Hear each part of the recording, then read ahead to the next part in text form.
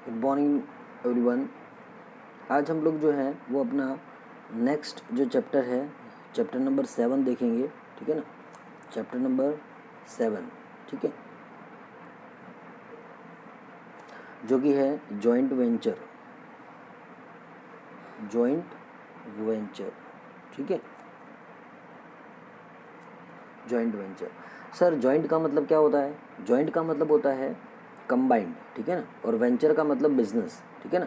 Joint में किया हुआ बिजनेस जो है वो जॉइंट वेंचर कहलाता है। Done. It's a type of short term business जो कि 2 महीने, 4 महीने, 6 महीने के लिए होता है, जो कि विद इन 1 ईयर के अंदर टोटली बिजनेस जो है वह डिस्क्लोज हो जाएगा। ठीक है ना।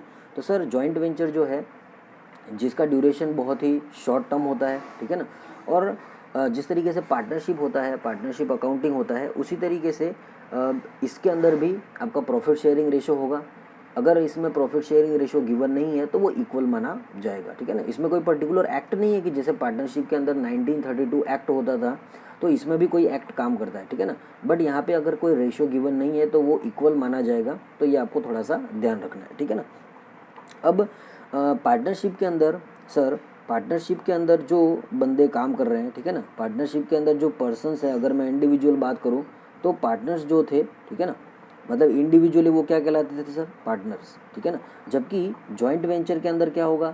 जॉइंट वेंचर के अंदर जो नंबर ऑफ मेंबर्स है, ठीक है ना, यहाँ पे जो पर्सन काम कर रहे हैं वो को वेंचरर्स कहलाते हैं। क्या कहलाते हैं सर? को वेंचरर्स। इनको क्या कहते हैं सर? को वेंचरर्स। बात समझ में आ गई? पार्टनरशिप के अंदर अगर मैं इंडिविजुअली बात करूं तो they are known as a partners for the business. ठीक है ना।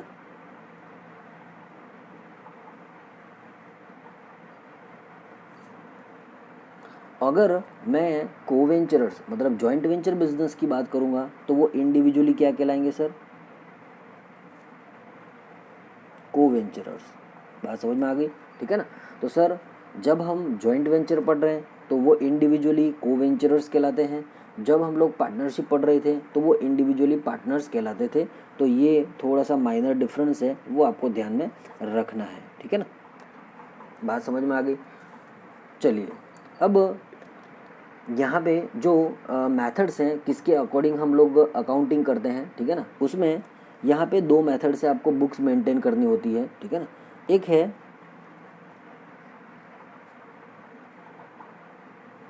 मेथड्स, ठीक है ना। तो सर कितने मेथड से हम लोग अकाउंटिंग करेंगे? तो इसमें सर बेसिकली 2 मेथड्स हैं। ठीक है ना। अब सुनना इधर ध्यान से, ठीक है ना। डन। देखिए, फर्स्ट जो है जिसके अंदर separate set of books are maintain, separate set of books are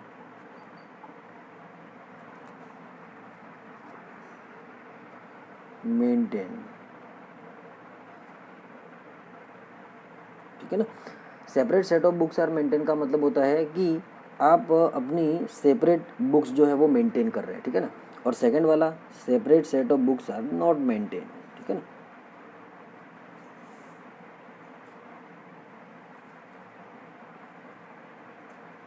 books are not maintain.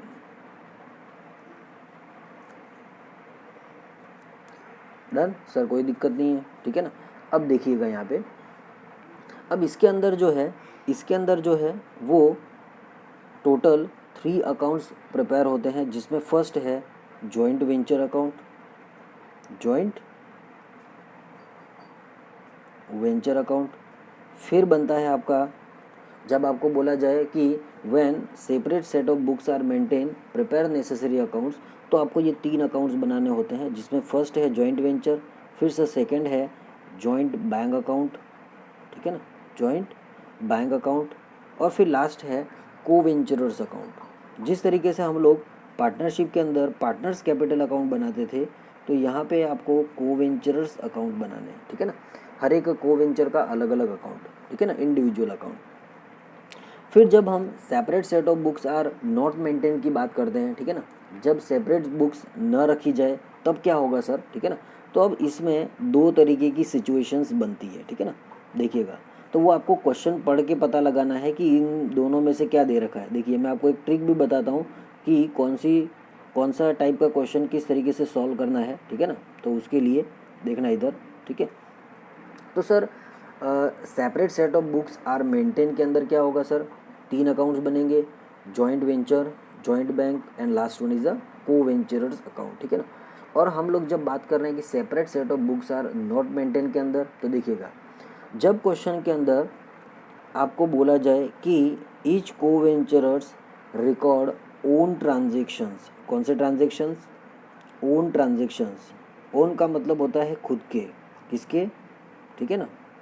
जब ओन ट्रांजेक्शन्स की बात कर रहा है, ठीक है ना, तो वहाँ पे आपके टोटल 3 अकाउंट्स बनेंगे। कितने अकाउंट्स बनेंगे, 3 अकाउंट्स बनेंगे, ठीक है ना। जैसे मैं कहूँ फॉर एग्जाम्पल, ठीक है ना, जैसे मैंने कहा कि ए और बी को वेंचरर्स हैं, ठीक है ना। तो सर सुनना इधर, तो सर ए का जॉइंट वेंचर अकाउंट अलग से बनेगा, ठीक है ना, बी का अलग से बनेगा, और फिर आपका दोनों मिलकर जो है वो एक अकाउंट बनाते हैं जिसको कहते हैं मेमोरेंडम जॉइंट वेंचर अकाउंट, ठीक है ना। तो ओन ट्रांजेक्शन के अंदर क्या होगा, ए अपनी बुक्स में अपने ट्रांजेक्शन्स लिखेगा, बी अपनी बुक्स में अपने ट्रांजेक्शन्स लिखेगा, ठीक है ना। और दोनों मिलकर, ए अपनी बुक्स लाएगा, बी अपनी बुक्स लाएगा, तो दोनों मिलकर एक अकाउंट प्रिपेयर करते हैं for the evaluation of profit and loss, ठीक है ना। और वो कहलाता है आपका मेमोरेंडम जॉइंट वेंचर अकाउंट, ठीक है ना। तो हम लोग देखते हैं यहाँ पे टोटल 3 अकाउंट्स बन रहे हैं, कौन कौन से sir, in the books of A, in the books of a joint venture account, joint venture account, बिल्कुल सिंपल है सर, ठीक है ना, कि आप जॉइंट वेंचर अकाउंट बना रहे हैं पर किसकी बुक में, ए की बुक में। और ए की बुक में ओन ट्रांजैक्शन का मतलब ए अपनी बुक्स में केवल अपने ट्रांजैक्शन ही रिकॉर्ड करेगा, समझ में आया कि नहीं। फिर सेकंड आपका कौन सा बनता है, तो सर जिस तरीके से ए अपनी बुक्स में अपने रिकॉर्ड मेंटेन कर रहा है उसी तरीके से बी जो है वो अपनी बुक्स में अपने रिकॉर्ड मेंटेन करेगा। तो in the books of B, in the books of B joint venture account, ठीक है ना, जॉइंट वेंचर अकाउंट, बात समझ में आ गई। और सर तीसरा कौन सा, तो सर तीसरा हो जाएगा सर, और दोनों मिलकर जो बनाएंगे उसे कहते हैं memorandum joint venture account, memorandum joint venture account, बात समझ में आ गई। देखिए ये भी जॉइंट वेंचर है, ये भी जॉइंट वेंचर है, और ये भी जॉइंट वेंचर है, समझ में आ गई नहीं। देखना इधर, अब एक बात सुनना इधर, सर यहाँ पे भी देखिए जॉइंट वेंचर अकाउंट, तो सर कोई भी टाइप हो उसके अंदर जॉइंट वेंचर अकाउंट कॉमन है। क्या कह रहा हूँ मैं, जॉइंट वेंचर अकाउंट जो है वह कॉमन है। अभी एक बात बताने वाला हूँ उसके लिए, ठीक है ना। अब इसकी बात करते हैं सर, ठीक है ना। देखिएगा अब इसके अंदर क्या होगा, इसके अंदर ऑल ट्रांजेक्शन्स होंगी, ALL, ऑल ट्रांजेक्शन्स, बात समझ में आ गई।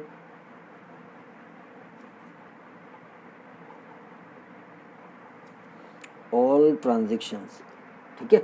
तो सर ऑल ट्रांजेक्शन्स के अंदर क्या होगा, ऑल ट्रांजेक्शन के अंदर टोटल 4 अकाउंट्स बनेंगे। कितने अकाउंट्स बनेंगे सर, वो कैसे सर, तो सर देखिए मैंने कहा ए और बी को वेंचरर्स हैं, ठीक है ना।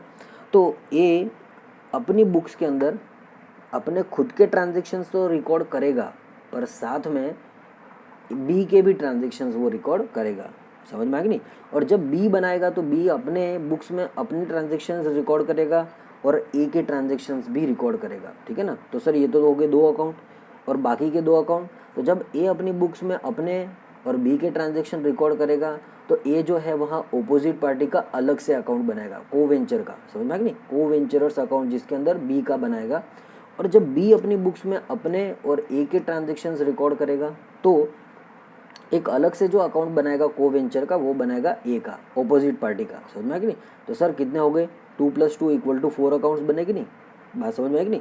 तो सर यहाँ पे टोटल नंबर ऑफ 4 अकाउंट्स बनेंगे। तो जैसे मैंने कहा फर्स्ट कौन सा होगा सर, तो देखिएगा, तो sir in the books of a, ठीक है ना, in the books of a joint venture account, समझ में आया कि नहीं। और सर ऑपोजिट पार्टी कौन सी होगी, तो सर बीज अकाउंट, बीज को वेंचरर्स अकाउंट, ठीक है ना। तो सर बी ए जो है वो ये दो तरीके के अकाउंट मेंटेन करेगा, उसी तरीके से थर्ड और फोर्थ, ठीक है ना। अगर मैं बी की बात करूँगा सर, ठीक है ना, तो सर बी जो है वो भी दो अकाउंट बनाएगा अपनी खुद की, तो इन द बुक्स ऑफ, ठीक है ना, in the books of B joint venture account, और ए का अकाउंट बनाएगा बी, ठीक है ना। को वेंचरर कौन है इसका, तो सर वो है ए। तो सर 2 + 2 = 4 हो गए, कोई दिक्कत नहीं है सर। ऑल का मतलब होता है सभी, इन the books of a joint venture account का मतलब ए अपने ट्रांजेक्शन भी लिखेगा और फिर बी के ट्रांजेक्शन भी लिखेगा। जब बी जॉइंट वेंचर अकाउंट बनाएगा तो बी अपने ट्रांजेक्शन के साथ ए के भी ट्रांजेक्शन्स लिखेगा, फिर ए जो है वहाँ अलग को वेंचर अकाउंट बनाएगा, वो बनाएगा बी का, और जब बी बनाएगा तो वो अलग को वेंचर अकाउंट बनाएगा ए का, समझ में आ गया, ठीक है ना। तो आपको इसमें ट्रिक कौन सी ध्यान में रखनी है सर, कि हर एक क्वेश्चन के अंदर लास्ट में लिखा हुआ रहता है ऑल ट्रांजेक्शन, कैसे, ईच को venturers record all the transactions for the joint venture, ठीक है ना। तो आपको ये वाला अप्लाई करना है। फिर अगर ऐसा लिखा है तो सर कि ईच को venturers record own transactions only for the joint venture, तो आपको ये वाला अप्लाई करना है, समझ में आया कि नहीं। तो सर मेमोरेंडम जॉइंट वेंचर जो होता है वो प्रॉफिट और लॉस के लिए इवैल्यूएट, मतलब प्रॉफिट और लॉस का जो इवैल्यूएशन है उसके लिए बनाया जाता है, ठीक है ना। और फिर वो वाला प्रॉफिट जो है वहाँ इनके अकाउंट्स में ट्रांसफ़र कर दिया जाता है, समझ में आया कि नहीं, इस तरीके से, डन। अब इसमें जो जॉइंट वेंचर अकाउंट कॉमन है हर जगह, ठीक है ना, तो सर जॉइंट वेंचर अकाउंट जो है वो आपका प्रॉफिट एंड लॉस अकाउंट जैसा होता है, ठीक है ना। तो अब मैं यहाँ लिख नहीं रहा हूँ, ये आपको ध्यान में रखना है। Joint venture account like a nominal account और पीएनएल अकाउंट, जिसके डेबिट में सारे एक्सपेंसेस और लॉसेज लिखे जाते हैं और क्रेडिट में सारी इनकम्स जो है वो लिखी जाती है, समझ में आया कि नहीं, बात समझ में आई, डन। अब यहाँ पे इसका फॉर्मेट देख लेते हैं, ठीक है ना, कि सर जॉइंट वेंचर जो है उसका फॉर्मेट कैसा होता है, डन। तो format of joint venture account, ठीक है ना। सर जॉइंट वेंचर अकाउंट का बेसिक फॉर्मेट किस तरीके का होगा,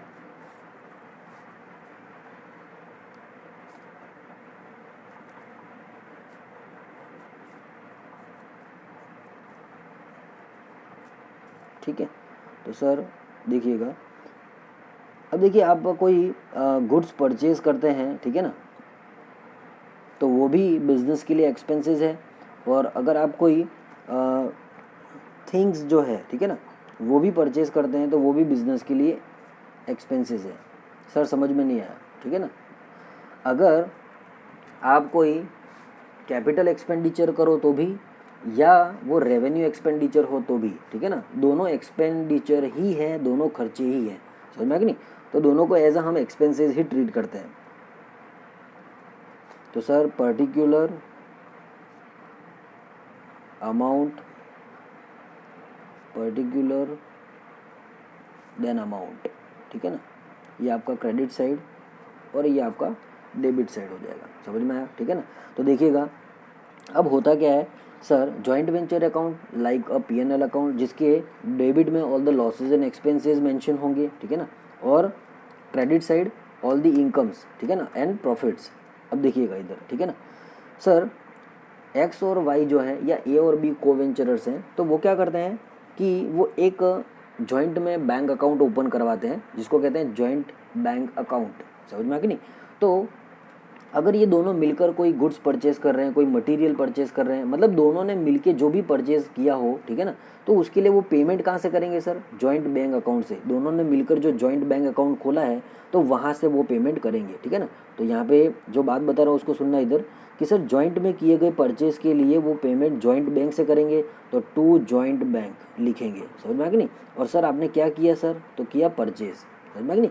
तो सर एंट्री बनेगी नहीं, joint venture account debit to bank, joint bank आपका बैंक गिवर होगा, कोई दिक्कत नहीं है सर। अगर आप जॉइंट में कोई एक्सपेंसेस करते हो सर, तो जॉइंट बैंक से पेमेंट करेंगे, सीधी सीधी गणित है, समझ में आ गई नहीं। तो जॉइंट बैंक, ठीक है सर, ये क्या चीज़ है, तो ये एक्सपेंसेस हैं, डन। दोनों ने मिलकर जो भी एक्सपेंसेस किए हैं तो जॉइंट बैंक से पेमेंट करेंगे, ठीक है ना। अगर किसी भी टाइप का कोई लॉस है, कोई डिस्काउंट वगैरह है, ठीक है ना, तो वो भी हमारे लिए लॉस और एक्सपेंसेस है, ठीक है ना, तो उसको भी इसी तरीके से ट्रीट करेंगे। पर यहाँ पे लॉस और एक्सपेंसेस या डिस्काउंट ऐसा लिखा जाएगा, समझ में आ गई नहीं, बात समझ में आई सर। अगर कोई डिस्काउंट दे रहे हो तो वो लॉस है, तो उसको इस तरीके से लिखेंगे, डन। पर जॉइंट में कोई पेमेंट वगैरह किया है, परचेजिंग में, एक्सपेंसेस में, तो जॉइंट बैंक वर्ड का यूज़ करना है आपको, ठीक है। फिर अगर आप किसी को कमीशन दे रहे हो सर, तो कमीशन भी एक्सपेंसेस है, तो इसीलिए इसको डेबिट में मेंशन करेंगे, ठीक है ना। P&L अकाउंट के अंदर क्या आता है वही चीज़ आपको यहाँ पे फॉलो करनी है, पर लिखने का तरीका कैसे होगा वो थोड़ा सा आपको ध्यान रखना है, ठीक है ना। फिर अगर हम बात करें सर, दोनों ने मिलके सेल किया, ठीक है ना, तो सर सेल किया तो सर जॉइंट बैंक में पैसा आया होगा, ठीक है ना, बैंक में पैसा आएगा, तो sir by joint bank account, और वो भी क्या है सर, सेल्स, क्या है सर, ठीक है ना। अगर बिजनेस में कोई स्टॉक बच जाता है, जैसे मान लेते हैं जिसको कहते हैं रिमेनिंग स्टॉक, ठीक है ना, तो जैसे मैंने कहा सर ए और बी को वेंचरर्स हैं, ठीक है ना, मान लेते हैं, तो सर ए ने जितने रुपए का स्टॉक ले लिया तो बिजनेस के पास पैसा आएगा सर। जैसे मैंने कहा कि सर बचा हुआ जो माल है वो ए ने 40,000 में ले लिया और बी ने 50,000 में, तो सर बिजनेस के पास 40,000 और 50,000 आएगा, तो वो बिजनेस के लिए इनकम होगी, समझ में आ गई नहीं। तो stock taken by A and stock taken by B, जितने रुपए का जितना स्टॉक इन्होंने लिया है वो चीज़ हम मेंशन करेंगे क्रेडिट साइड, क्योंकि वो बिजनेस के लिए इनकम होगी, समझ में आ गई नहीं, बात समझ में आई। जितने रुपए का माल बचा हुआ है तो वो माल अगर कोई को वेंचरर टेकन कर लेता है, रख लेता है, तो उसको उस वैल्यू का पैसा जो है, मतलब उस माल की वैल्यू का पैसा उसको देना पड़ता है। अगर क्रेडिट साइड का टोटल ज़्यादा है तो सर प्रॉफिट आ जाएगा, ठीक है ना, तो प्रॉफिट को हम डिस्ट्रीब्यूट कर देंगे, सेम लॉस को भी डिस्ट्रीब्यूट करेंगे, ठीक है ना, दोनों के अंदर इनके रेशो के अंदर, ठीक है ना, तो इनका जो भी रेशो दिया हुआ है उसके अंदर हम इसको डिवाइड कर देंगे। कोई दिक्कत नहीं है सर, बिल्कुल सिंपल लॉजिक है, ठीक है ना। तो सर ये तो बात हो गई प्रॉफिट की। उसी तरीके से अगर डेबिट साइड का टोटल ज़्यादा है तो लिखेंगे sir by loss balance C D, ठीक है ना, सर ए देन बी, कोई दिक्कत नहीं है सर, बिल्कुल सिंपल कॉन्सेप्ट है, ठीक है ना, डन। इस तरीके से तो सर यहाँ पे लिखेंगे लॉस और फिर हम इसको क्लोज कर देंगे, क्या करेंगे सर, इसको हम क्लोज कर देंगे। तो ये आपको जॉइंट वेंचर का बेसिक फॉर्मेट है वो ध्यान में रखना है, ठीक है ना। और जॉइंट वेंचर जो है वो आपका कॉमन चलेगा, joint venture like a nominal account और P&L अकाउंट, ठीक है ना। तो आपको यहाँ तक का जो है वो प्रिपेयर कर लेना अच्छे से, ठीक है ना। और इसमें कोई भी डाउट्स हो तो बिल्कुल आप कमेंट्स बॉक्स में राइट डाउन कर सकते हैं, ठीक है ना। इसका जो न्यूमेरिकल है वो हम नेक्स्ट वीडियो के अंदर करेंगे, डन। चलिए, thank you and have a nice day.